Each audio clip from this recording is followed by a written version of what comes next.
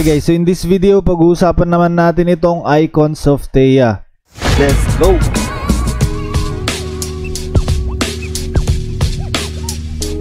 Pag bago pa lang kayo sa channel, huwag niyong kalimutan na i-click yung subscribe button and palike na din ng video. And mag-notify kayo para pag may bago tayong NFT game, may bago tayong review, manonotify kayo kaagad. So sa mga sawang-sawa ng maragpulan guys, ito yung sinasabi ko sa inyo na isa sa mga inaabangan ko na upcoming NFT game. At sasabihin ko sa inyo guys lahat ng information about dito sa Icons of Thea, kung bakit ko naman nagustuhan ito.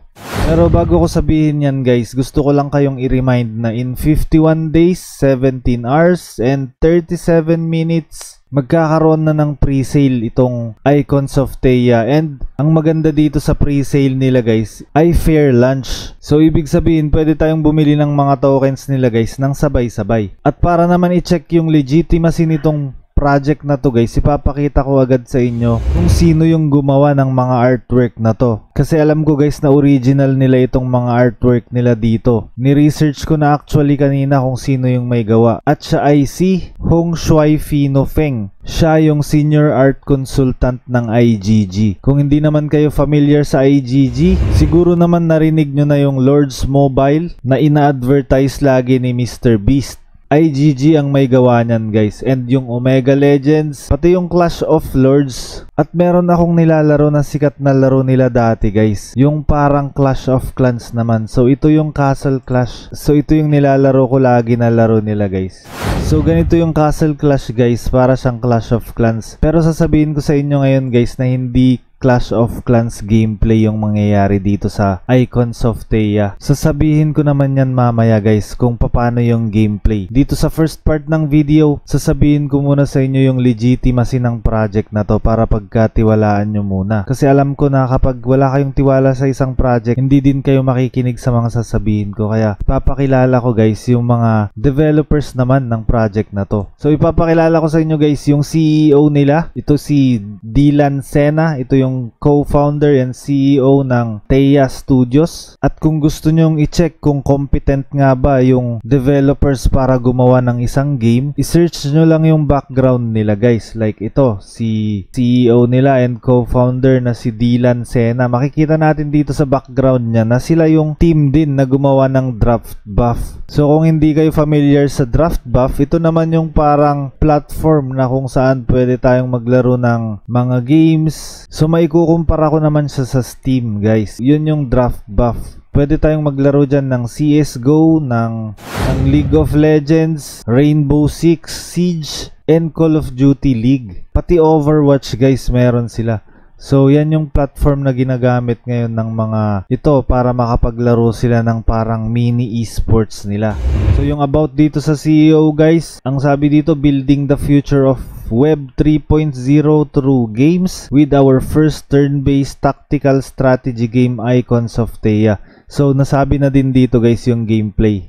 Hindi na siya surprise kasi susurprise ko sana kayo kung paano yung gameplay. Tactical strategy game. So para siyang Final Fantasy Tactics kung nalaro nyo na yun guys. Or para siyang Fire Emblem. So ganito yung itsura ng Fire Emblem naman guys. So para tayong may chessboard dito sa game na to, and parang chess match yung mangyayari kasi pautakan din to. And para sa akin mag-e-enjoy tayo habang nag-earn kapag nilalaro natin yung mga ganyang klaseng strategy game. At the same time nagagamit natin yung utak natin para laruin yung mga ganyang klaseng game. So ito nga yung experience niya. CEO siya ng Draft Buff and software development engineer din siya ng Amazon Web Services guys, or AWS. So yan naman yung credibility nitong CEO nila guys. And syempre check din natin yung ibang members para makita natin kung competent talaga itong mga developers ng Icons of Thea. So ito yung founder nila guys, si Kaustubh Garimella, founder and game lead at Thea Studios. Sabi dito sa about niya guys, founder and head of product of Draft Buff. previously software engineer at Pixvana or Microsoft. And software engineer siya guys sa isang kilalang company. Alam ko kilala nyo to. Walang iba kundi yung Microsoft lang naman. And graduated from Northwestern University with a Bachelor of Science in Computer Science. Experience working in esports, web development, cloud services, and virtual reality. So ang ganda ng background naman itong founder nila guys. VR software engineer din siya and product manager dati sa Pixvana Incorporated.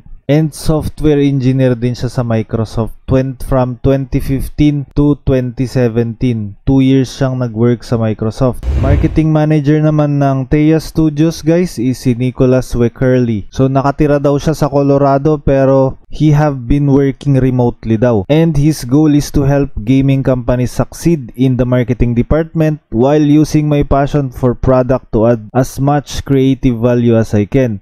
My long-term goal is to be creative game lead of a project. So, general manager siya dati.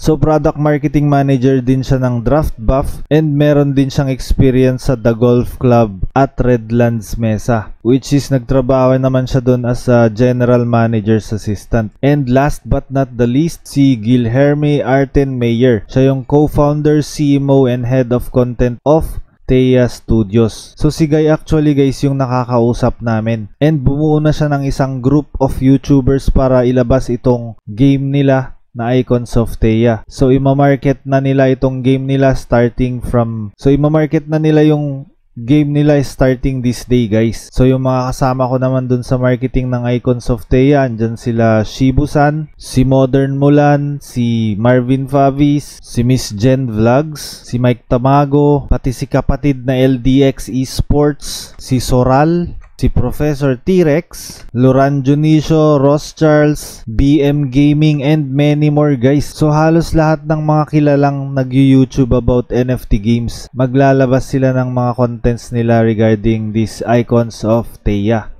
So it's a good thing na nagmamigrate na din itong mga legit na developers papunta naman dito sa blockchain gaming guys. So marami na akong nakita actually na mga legit na developers. May mga ginagawa na din silang mga games nila sa blockchain like NCSoft, Nintendo, Konami, yung 2K Sports, tsaka yung Riot Games na gumawa naman ng LOL tsaka Valorant. So gumaganda na guys yung ginagawa natin, yung pag-play to earn natin. And para sa akin ito na yung parang future ng gamers. Hindi na tayo basta-bastang naglalaro na lang na nagsasayang ng oras. Maglalaro na tayo in the future para kumita ng pera. And sobrang saya ko dito sa mga nangyayari ngayon dito sa blockchain gaming guys kasi ina-adapt na ng mga developers ng gaming industry itong cryptocurrency natin. So i-check na natin guys kung paano nga ba yung gameplay nitong Icons of Teia. Sabi dito, may the best tactician win. So strategy game ito guys. Free to play siya. And lahat tayo pwedeng makapaglaro nito guys. Kahit wala kang pang invest kasi free to play ito na turn based and pure strategy game.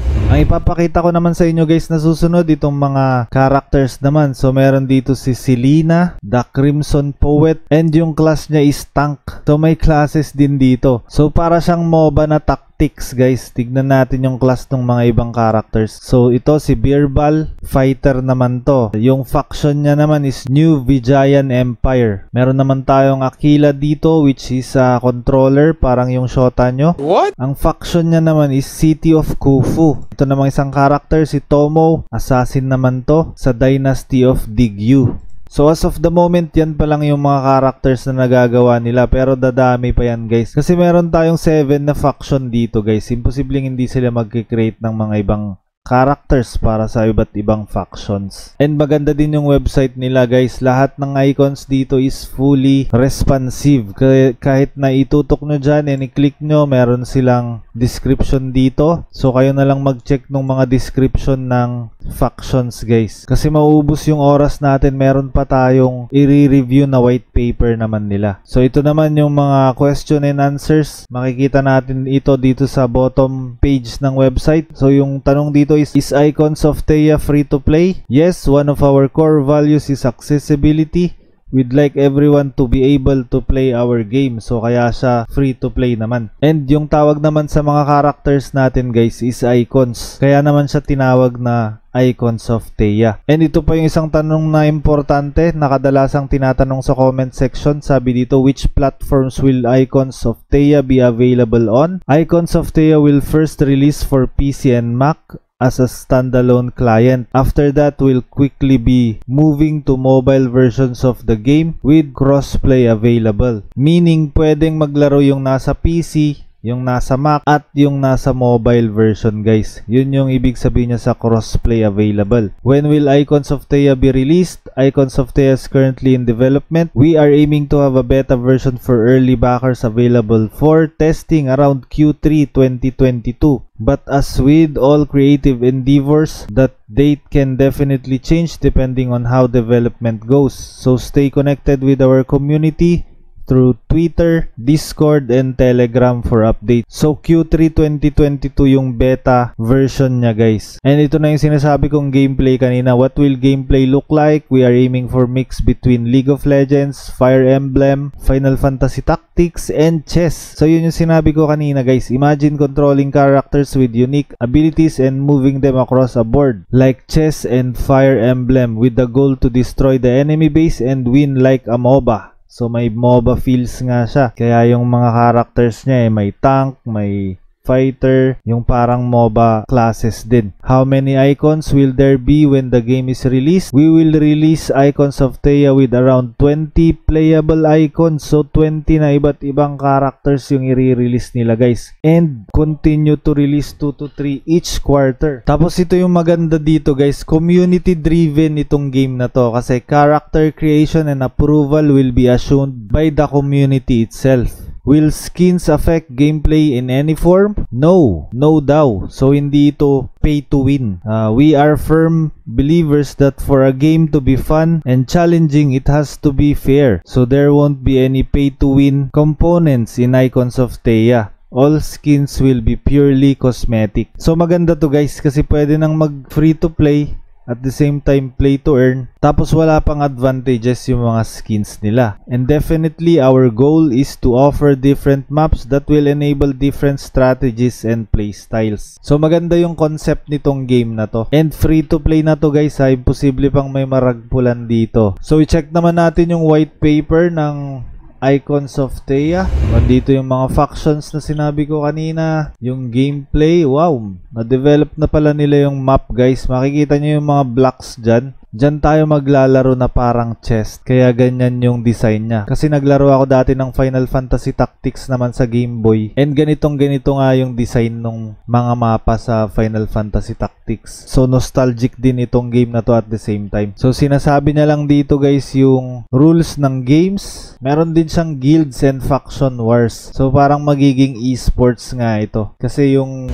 draft buff na sinabi ko kanina kung saan sila din yung developers, parang esports to. So sigurado ganun din yung gagawin nila dito sa Icons of Thea. So ang NFTs naman natin, in order for our users to have true ownership of the item they obtain in Icons of Thea, our game items will be non-fungible tokens or NFTs. And there are 4 main NFTs in our world. Icons, number 1 is icons, number 2 skins, and sigils, and lastly is yung sigil forge. And then nandito din yung mga information ng icons, nandito din yung mga information naman ng skins. Sa ERC2981 tokens daw ito. In addition to being ERC721 tokens naman daw to. And skins will also be ERC2981 tokens. Nandito din yung information ng sigils and yung sigil forge. Ito naman yung mga token nila, guys. So meron tayong essence token dito or EOT. So may address link dito pero wala pa, hindi pa nagagawa yung token, kaya ilalagay na lang daw nila kapag na-deploy na yung token. And EOT is our native currency powering our in-game economy. So ito yung governance token nila, guys. The total max supply is uncapped with the total amount in circulation based on user spending and earning behaviors. And take note, guys, we will not sell EOT directly to players. So ito yung maganda, guys, kasi hindi sila pwedeng mag-pump and dump dito. Kasi hindi nila pwedeng bilhin yung EOT na token. Ito yung mga ways lang para ma-obtain natin natin yung EOT na token by playing games with amounts determined based on rank, win-lose status, and sigil embed. So ma-obtain din natin ito sa account leveling, quest and achievements, and guilds and faction wars. So saan nga ba natin pwedeng i-spend ang EOT token? By purchasing icon NFTs daw, purchasing sigil forge NFTs, creating sigils, unlocking and upgrading sigil enchant. Essence capture rate naman nila guys is in order to create a balanced economy,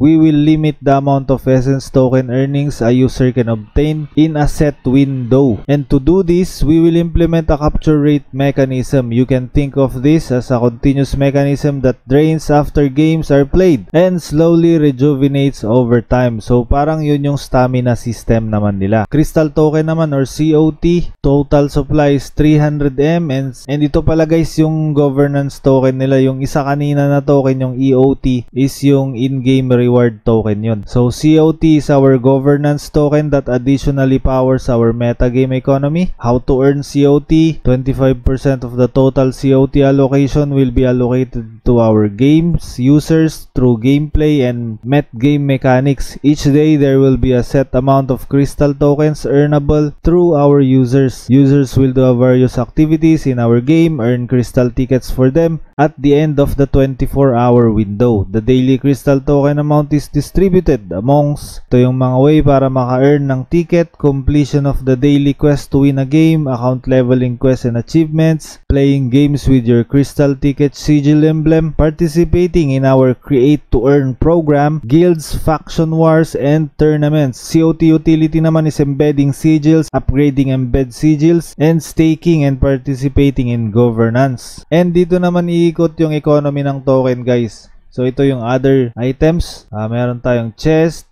Chests are loot boxes with random chances of containing any of our items. XP boost naman, users can purchase costume XP boost which gives a bonus to an icon's XP earned. Icon XP has no impact on token earnings. And we also have shards. An icon can be burned and converted to a shard. Shards can then be combined and converted to chest. Shards are also required to upgrade the icon's star mastery level. So yun yung burning mechanism naman ng game guys. Pwede nyo daw i-burn yung mga icons nyo or yung mga characters nyo. And ito naman yung team and partners. Pinakita ko na sa inyo kanina itong mga to. Roadmap naman nila guys. So we divide our roadmap into 4 phases, each its own milestone and deliverables. Phase 1, game ideation, token sale and pre-sale. Phase 2 naman is alpha, open beta and public game launch. Phase 3 is faction wars and create to earn. Phase 4 is governance and game expansion. So dito naman ako excited guys dun sa governance token private sale.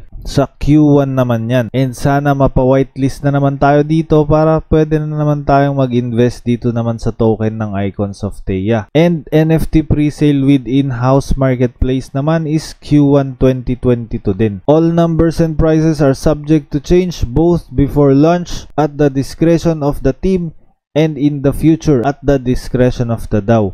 And yun lang guys, sana nakatulong naman ako dito sa pag-provide ng information sa inyo regarding Icons of Theia. So kung nagustuhan nyo yung video guys, please like the video. Sa mga hindi pa nakakapag-subscribe, please subscribe. Click the notification bell, set that to all para every time na mag-upload tayo ng upcoming na NFT game, mano-notify kayo. Yun lang guys, maraming salamat. Bye-bye!